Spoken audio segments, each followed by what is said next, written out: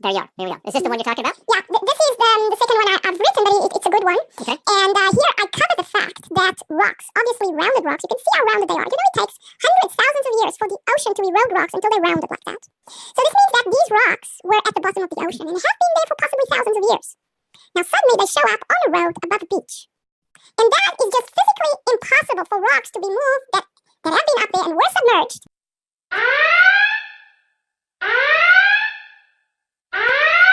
Yes, indeed, dear friends.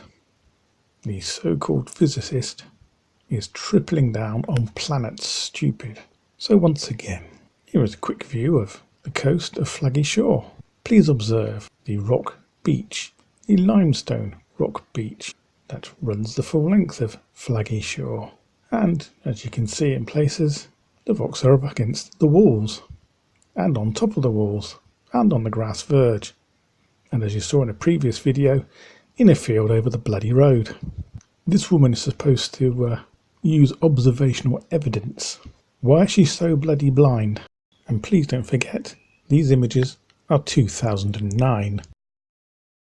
I'm not saying that if this had been rocks from a cliff, a boulder from a cliff, the waves, through their pressure, can break these rocks and possibly move them a little bit uphill, but these are rocks that were submerged.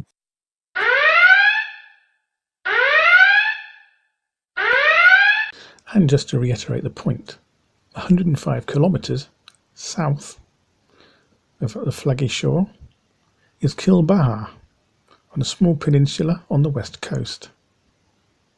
This too has a limestone rock beach. And the same year, 2014, which is where her image came from, it's not a 2017 image, they were also hit by the same rough seas and storms that throw the rocks up from the beach onto the road. And as you can see in these various images, the damage was quite extensive.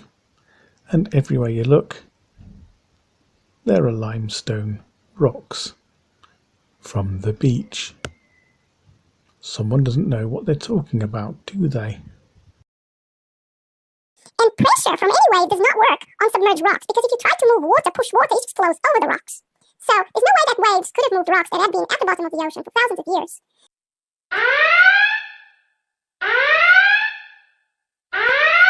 And so it appears Claudia has a new hat on, that of a coastal erosion expert, but you are not.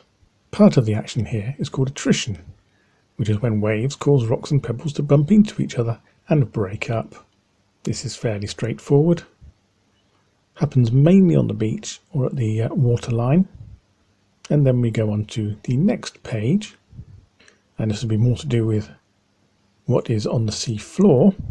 And the sea floor doesn't have to be several thousand feet down, Claudia. It's anywhere below the sea level. We have traction, large material is rolled across the sea floor, and saltation. Beach material is bounced along the sea floor. This includes rocks. Water is more than powerful enough to move bloody rock. Now, would you like me to go and get you a real expert so they can explain it to you in terms you might understand?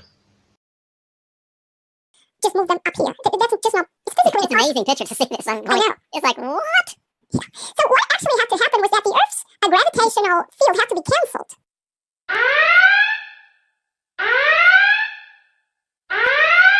In order for these rocks to be moved off the bottom of the ocean and actually move with the ocean. The only thing that could have happened is that an object comes overhead, pulls on the rocks, gravitational attraction cancels the Earth.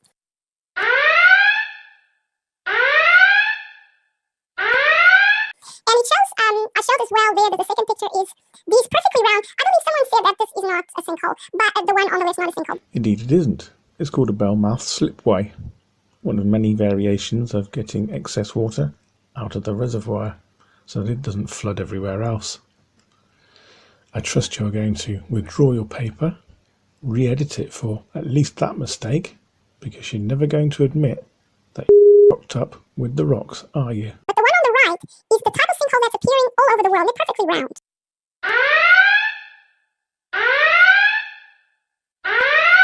And so you further compound your crimes by selectively picking nice round sinkholes, when sinkholes come in various shapes and sizes, because it depends on what erosion happened beneath them, what rock formations are broken down, how they collapse. Perfectly round does not equal fantasy planet sucking it all up. And they've been going on for thousands of years. Millions of years more than likely, as you can see in a few of these pictures. Oh dear. You must think we were all born yesterday.